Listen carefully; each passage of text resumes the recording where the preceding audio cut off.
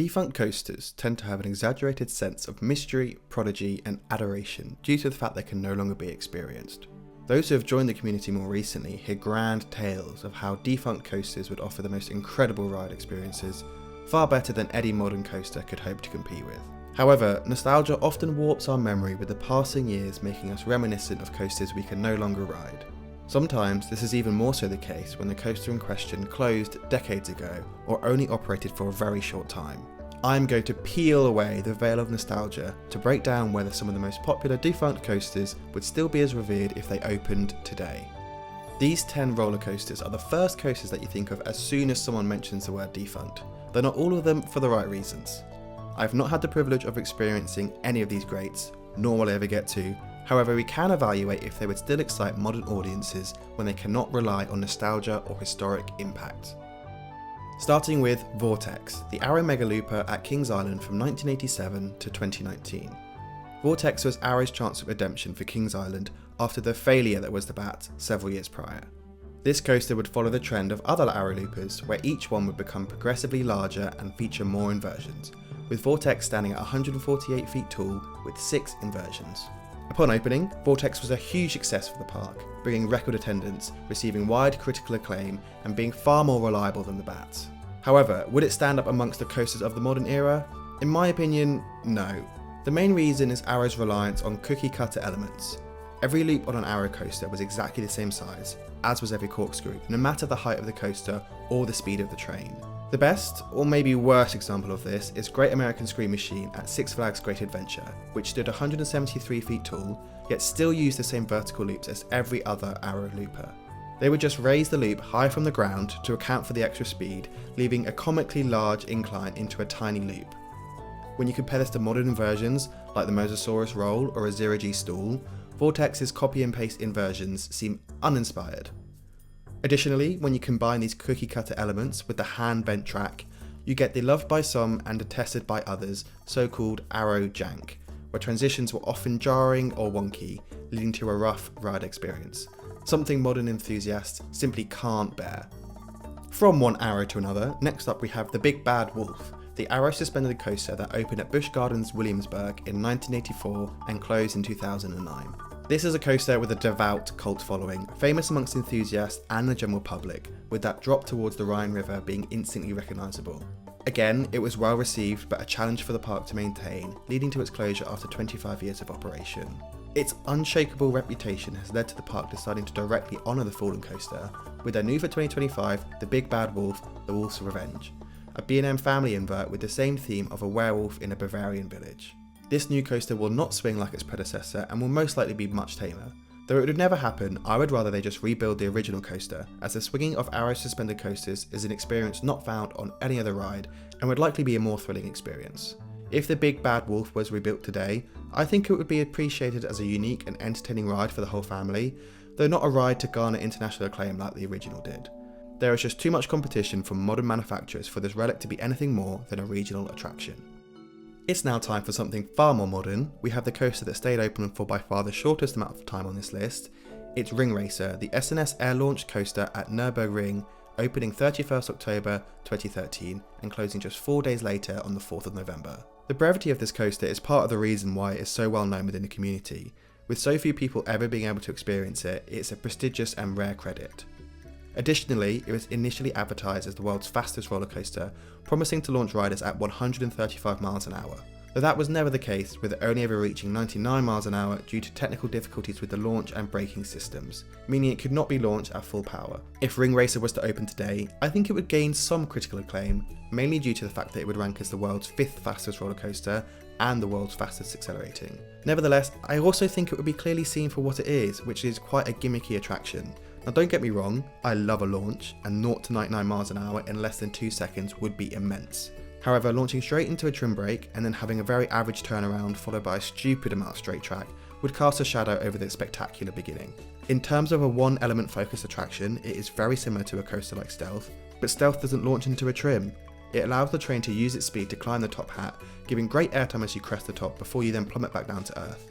Give Ring Racer a top hat and no trim, and you're onto something that far more resembles a complete experience. From something more modern to something antique, Next is the Crystal Beach Cyclone, which opened from 1926 to 1946. This coaster is infamous for its demented and forceful layout, often causing injury to its riders and going as far as to need a nurse present in the station to care for exiting riders. The first half consisted of a series of steep drops and crazy tight turnarounds, which was then followed by a fast and snappy low to the ground section with some unholy banking, before the ride finished with a quintuple down and some wonky trick track just to hammer home the whiplash. Unfortunately, the forces exerted by this breakneck layout took a toll on the track, causing the coaster to be a maintenance nightmare, with constant repairs and closures being needed to keep it operational throughout its 20-year lifespan. However, I know that doesn't stop some enthusiasts from having this as one of their top Defunct credits, purely for how insane and out of control the ride was, which, to be honest, is something I can wholeheartedly agree on. If this coaster were to open today, I think people would go mad for it, partly because it would be the most extreme layout of any wooden coaster open today, and partly because it might kill someone.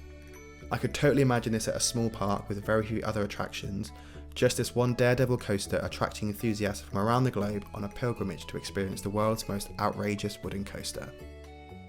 Another coaster that opened for 2 decades was Volcano, the Blast Coaster, the Intamin suspended catwalk coaster which operated at King's Dominion from 1998 to 2018. This was Intamin's first launch coaster, and the first launched inverted coaster ever built, using LIMs to launch the trains out of the top of the volcano with a fierce burst of fire. This coaster expertly combined theming and thrill with the spectacle of the mountain and the speed of the coaster. However, like many other coasters on this list, it was, say it with me, a maintenance nightmare.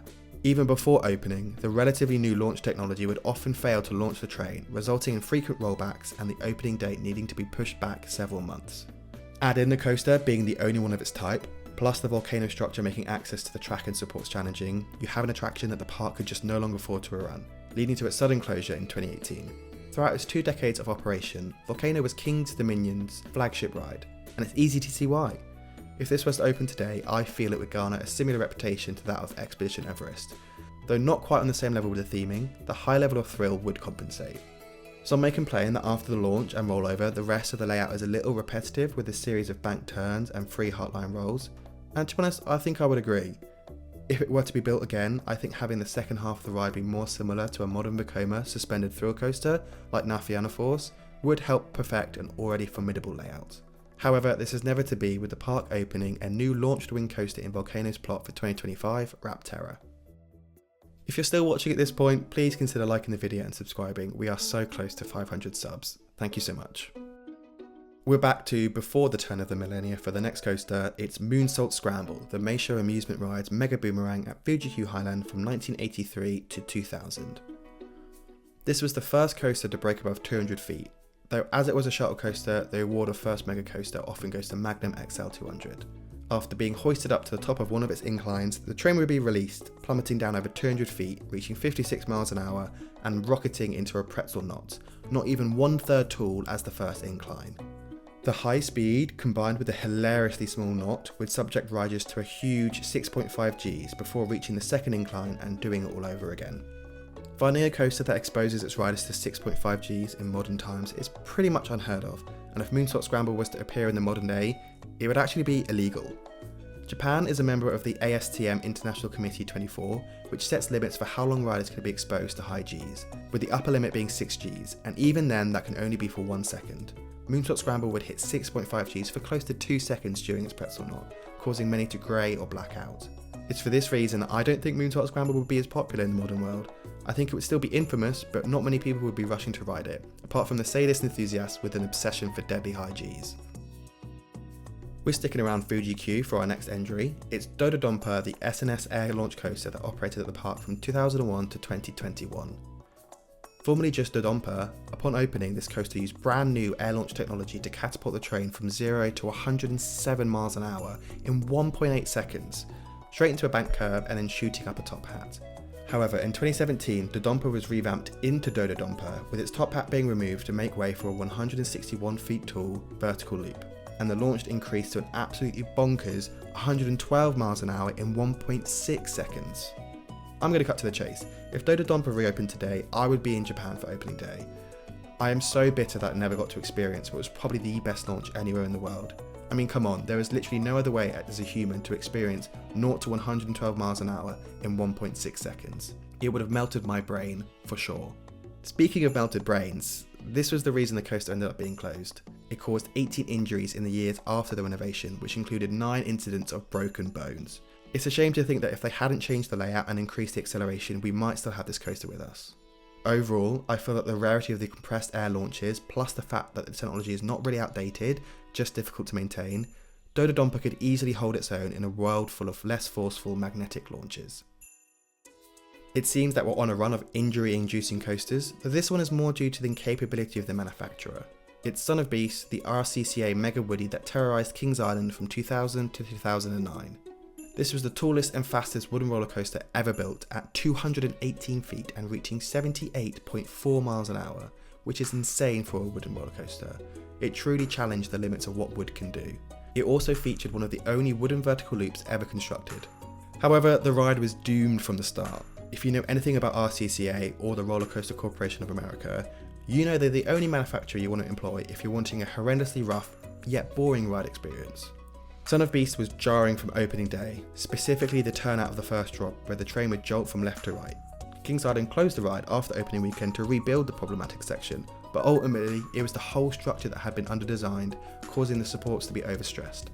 After an accident in 2006 caused by failing supports, the ride was closed and repaired, given light in trains, and the best part, the vertical loop, was removed.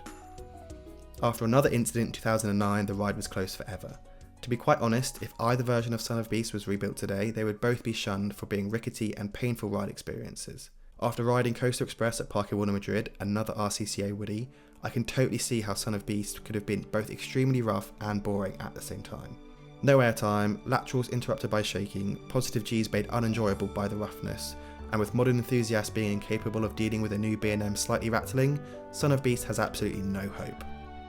Next up, opening in 2003, just 200 miles north of Son of Beast, we have Topfield Dragster, the Intamin hydraulic launch coaster at Cedar Point that operated until 2021.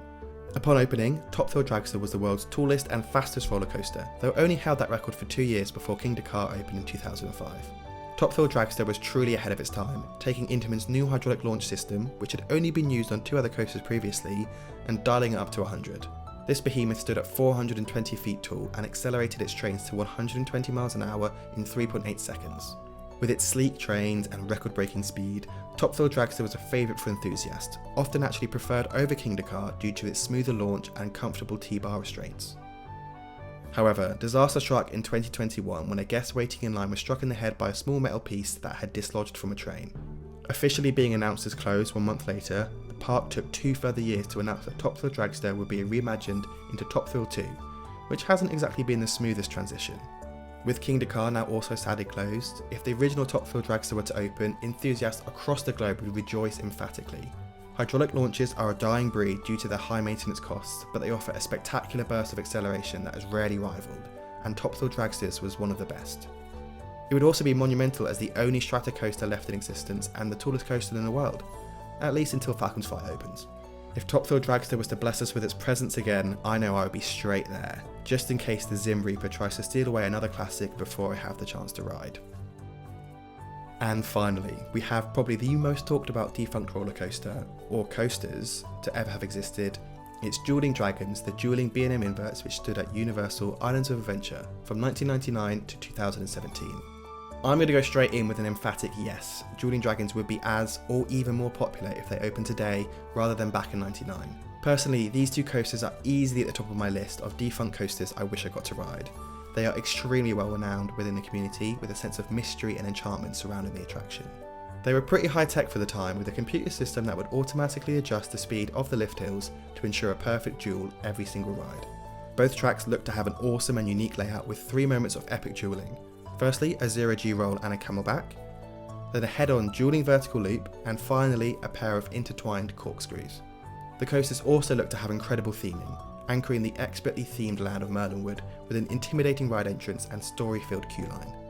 Come 2010 and the transition of most of Merlinwood into Hogsmeade, the first Harry Potter themed land created, Dueling Dragons was rethemed into Dragon Challenge, representing the task in the Goblet of Fire where the 20 participants need to battle dragons. Just 1 year later, the coasters were prevented from ever dueling again, after multiple incidents where riders were struck by loose articles sent flying from the other train. This really hampered the experience with the dueling having been a central part of the attraction, and losing that was like losing the heart of the ride. Come 2017, the attraction, a shadow of its previous self, closed forever and was demolished to make way for Hagrid's Magical Creatures motorbike adventure. The version of the ride I'm covering in this video scenario is Dueling Dragons, as it only duelled for a year of Dragon Challenge, plus I am a sucker for true fantasy theming. I would honestly give my left kidney to have ridden these coasters in their prime, and if they were to reopen in the modern day, God, I would go absolutely wild. I am praying that Universal Great Britain goes ahead and they create something similar for that park, just with metal detectors to ensure guest safety. I also think I would not be alone in my excitement for a reopening of Dueling Dragons. B&M inverts are hugely popular with enthusiasts and the general public alike. They're forceful and fun crowd pleasers, offering high thrill and high throughput. And when you mash two together with awesome dueling and theming, you have a masterpiece.